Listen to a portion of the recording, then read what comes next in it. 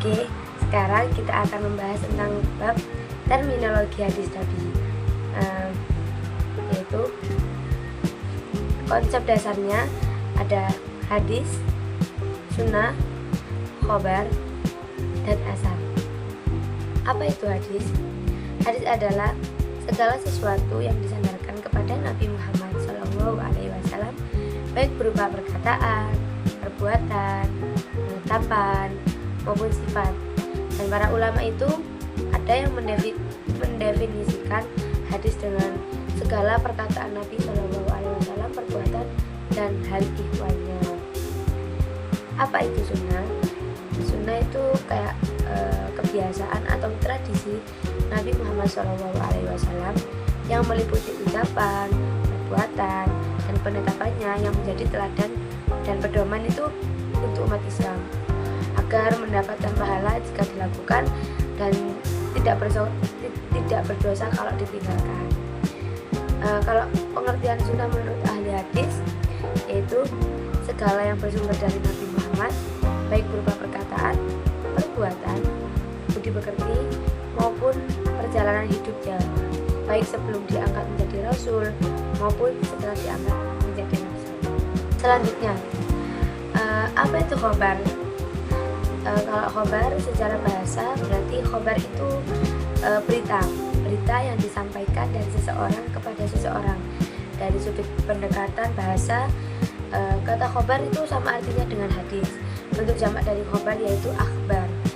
Sedangkan secara istilah, khobar itu berita baik yang datang dari Nabi Muhammad, sahabat, ataupun berita dari tabi'in. Lanjut, sedangkan asar secara umum berarti bekas atau sisa sesuatu. Namun dalam terminologi ilmu hadis, asar merujuk pada perkataan atau perbuatan sahabat dan tabi'in. Unsur-unsur hadis selanjutnya ya. Unsur-unsur hadis itu ada sanad dan matan. Kalau sanad secara bahasa itu berarti sandaran atau yang biasanya menjadi sandaran berkaitannya dengan istilah sanad. Biasanya sanad ini juga disebut musnad, musnid, isnad juga. Kalau musnad itu hadis yang disebut lengkap beserta sanadnya sampai kepada Nabi. Kata musnad juga bisa berarti kitab yang disusun berdasarkan sistematika, nama perawi pertamanya.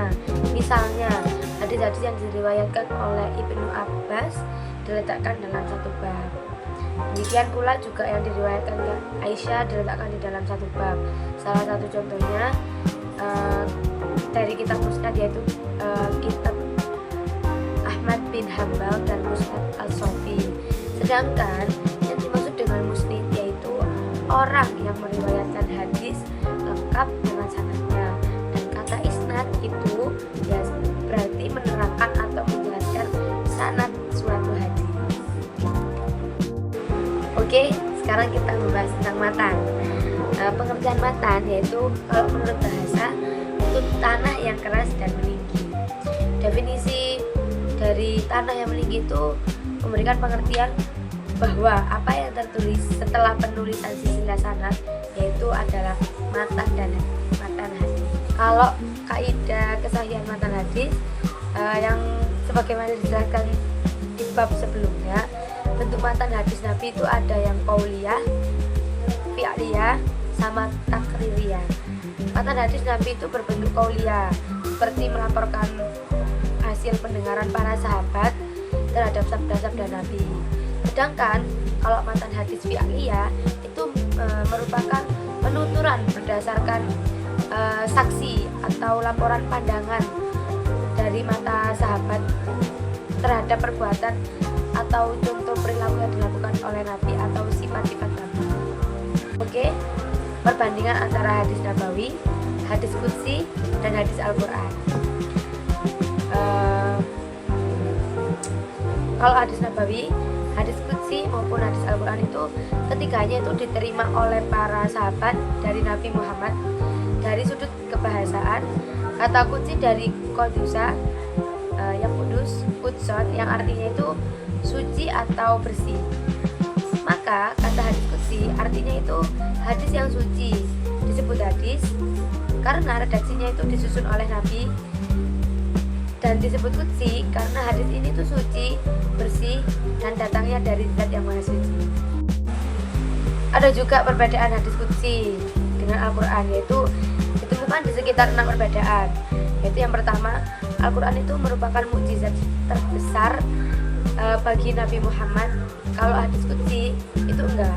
Yang kedua, Al-Quran itu redaksinya dan maknanya itu langsung dari Allah, sedangkan hadis itu maknanya dari Allah dan redaksinya dari Nabi Muhammad. Yang ketiga, dalam sholat, Al-Quran itu merupakan bacaan yang diwajibkan, sehingga seseorang tidak sah sholatnya kecuali dengan bacaan Al-Quran. Hal ini tidak berlaku pada hadis qudsi. Yang keempat, menolak Al-Quran merupakan perbuatan kufur, berbeda dengan penolakan terhadap hadis qudsi. Yang kelima, Al-Quran itu diturunkan melalui perantara malaikat Jibril, sedangkan hadis qudsi diberikan langsung baik melalui ilham maupun mimpi. Yang keenam, perlakuan atau sikap seseorang terhadap Al-Quran diatur oleh beberapa aturan, seperti keharusan bersuci dari hadas ketika memegang dan membacanya, serta tidak boleh menyalin ke dalam bahasa lain tanpa dituliskan lafal aslinya. Hal ini tidak berlaku pada hadis qudsi. Jadi kesimpulannya, hadis itu pedoman hidup yang tidak terpisahkan dari Al-Quran. Mempelajari hadis itu membantu kita memahami ajaran Islam secara lebih utuh dan mendalam.